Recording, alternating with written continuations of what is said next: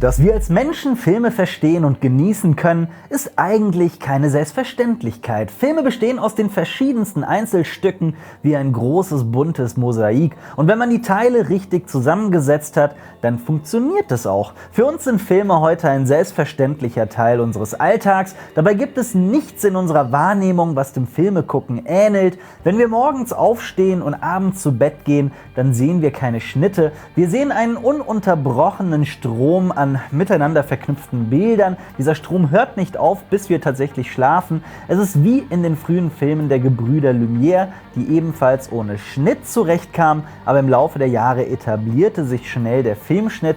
Dabei stellt sich die Frage, warum Schnitte überhaupt funktionieren und damit auch, wie der klassische Spielfilm überhaupt in unserer Psyche abläuft. Mit dieser Frage möchten wir uns heute beschäftigen und damit ein herzliches Willkommen hier auf unserem Kanal Cinema Strikes Back.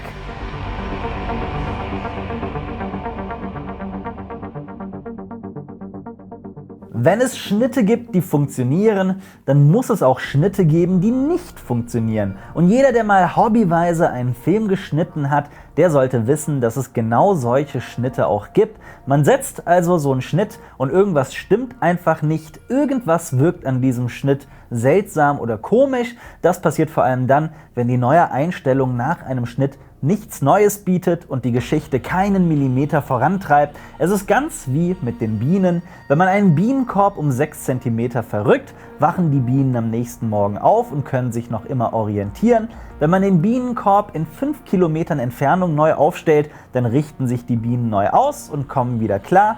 Wenn man den Bienenkorb aber nur um 2 Meter verrückt, dann geraten die Bienen in ein tödliches Chaos. Sie erkennen ihren eigenen Korb nicht mehr und schaffen es nicht, nach Hause zu kommen und sterben. Und so ähnlich ist es mit dem Filmschnitt.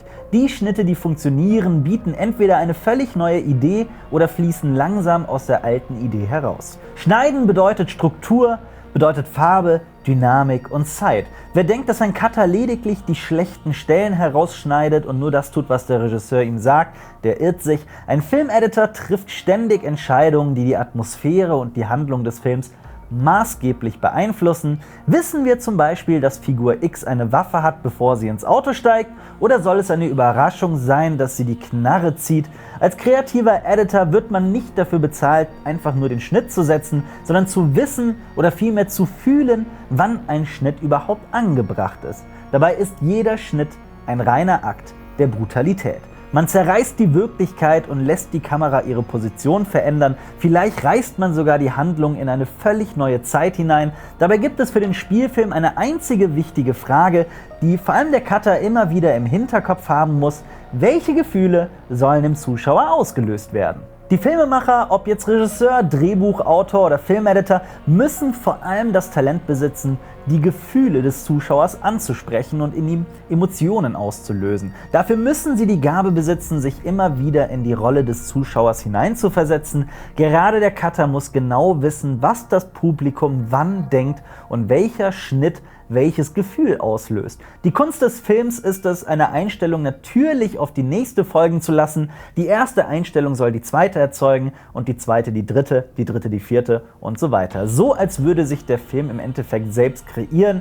Es ist aber seit Jahrzehnten ein Gegenstand der Filmwissenschaft, wie ein Film genau das schafft und ob man das überhaupt irgendwie in Worte fassen kann. Produktionsfirmen geben sehr viel Geld dafür aus, dass an einem Testpublikum die Wirkung ihrer Filme ausgelotet wird. Dabei ist es ein fataler Fehler, Zuschauer direkt nach dem Film zu fragen, wie sie ihn finden. Mal abgesehen davon, dass sich ein Film erstmal 2 oder 3 Tage setzen muss, bevor man sich als Zuschauer eine Meinung gebildet hat, gibt es vieles, was der Zuschauer gar nicht bewusst wahrnimmt.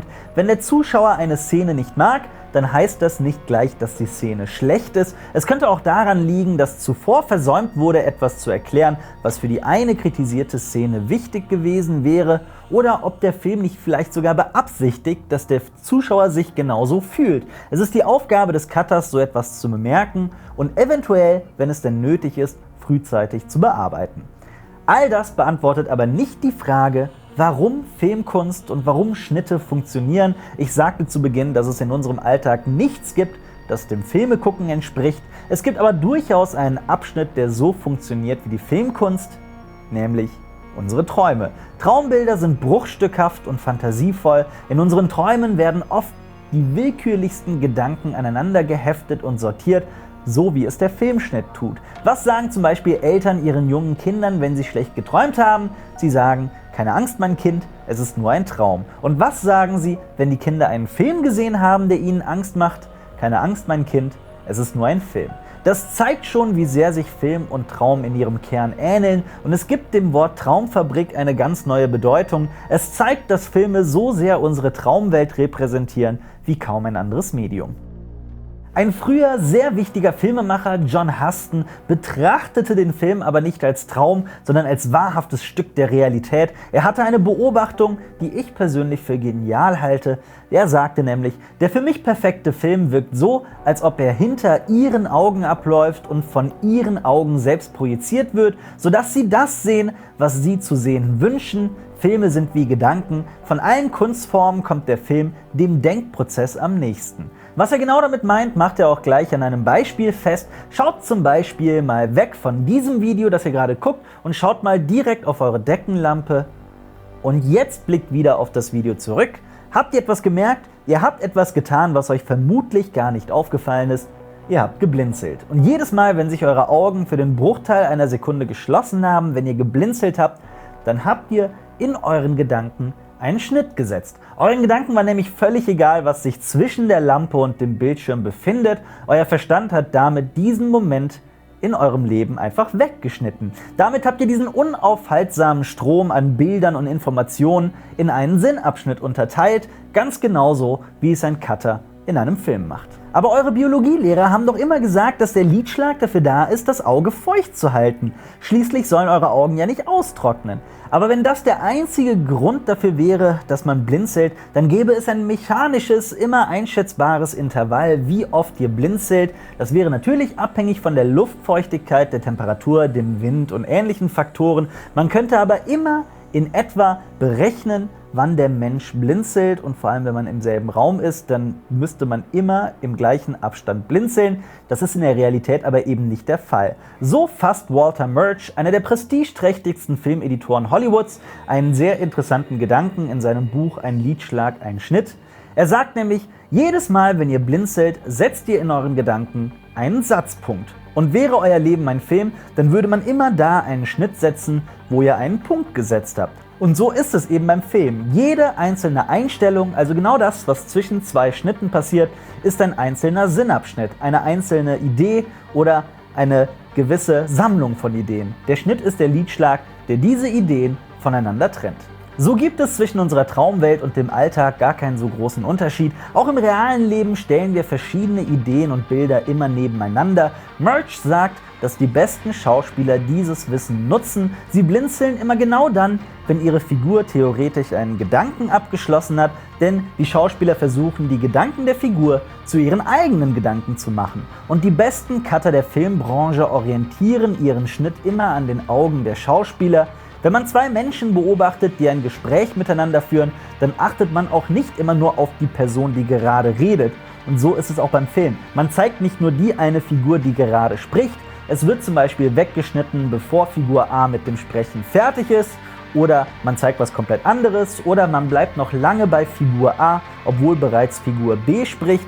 Je länger man auf der Figur A bleibt, desto mehr lässt man als Cutter den Zuschauer nachdenken. So kann er dem Zuschauer vermitteln, dass Figur A irgendwas im Schilde führt oder lügt, zum Beispiel. Der Lidschlag ist dabei nicht nur ein Schnitt in unseren Gedanken, sondern ein mächtiges Werkzeug für Schauspieler.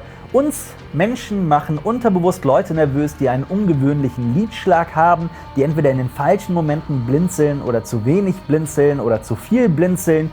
Natürlich kommt da jedem sofort Hannibal Lecter in den Sinn. Es gibt das hartnäckige Gerücht, dass Anthony Hopkins in Das Schweigen der Lämmer kein einziges Mal geblinzelt habe. Das stimmt nicht so ganz, ein paar Mal blinzelt er, aber doch eben sehr, sehr, sehr selten. In diesem Film haben der Editor, der Regisseur und der Schauspieler alles richtig gemacht, um dem Zuschauer ein mulmiges Gefühl zu vermitteln. Der Film greift nämlich die Gefühle und die Gedanken des Zuschauers auf, führt sie fort und entwickelt sie weiter. Damit gibt sich der Film völlig dem Zuschauer hin, und so kann sich auch der Zuschauer völlig dem Film hingeben. Denn Film ist eben keine Einbahnstraße. Der Film und der Zuschauer sind in einem ständigen Wechselspiel. Je mehr man sich als Zuschauer auf den Film einlässt und hingibt, desto mehr kann ihm der Film geben. Das nennt man aktives Zuschauen. Aber genauso ist es auch andersrum. Der Film muss sich auch darauf einlassen, mit seinem Zuschauer in einen Kontakt zu treten. Das ist ein ständiges Hin und Her. Achtet mal darauf, wenn ihr das nächste Mal einen Film guckt, den ihr sehr mögt oder völlig verabscheut. Ich bin überzeugt davon, dass ihr mit diesem Wissen, das ich in diesem Video vermittelt habe, Filme in Zukunft anders und hoffentlich genauer wahrnehmen werdet. Aber wie seht ihr das? Habt ich völlig Unrecht oder denkt ihr, ja, das stimmt, das ist absolut wahr, das ist mir so noch nicht aufgefallen? Schreibt eure Meinung einfach mal unten in die Kommentare. Darüber würde ich mich sehr freuen. Und ich würde mich doppelt und drei- und vierfach freuen, wenn ihr unseren Film-, Serien- und Comic-Kanal Cinema Strikes Back einfach mal abonnieren würdet. Und wenn ihr auch noch kein Video verpassen wollt, was ich mal hoffe, dann müsst ihr die Glocke daneben aktivieren. Dann werdet ihr immer benachrichtigt, wenn ein Video kommt. Und checkt auf jeden Fall auch mal unsere anderen Videos. Zum Beispiel, Jonas, was verlinken wir? Das letzte Special. Das letzte Special, was war's denn? Da ging es um, ja, das steht jetzt hier. Was war das letzte Special? Ich weiß nicht mehr. Das letzte Special war die längsten Filme der Welt.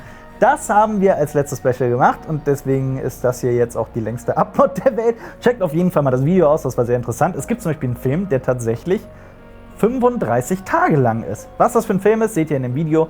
Ansonsten hoffe ich, dass wir uns bald wiedersehen hier auf Cinema Strikes Back mit mir, dem Alper und Alfie.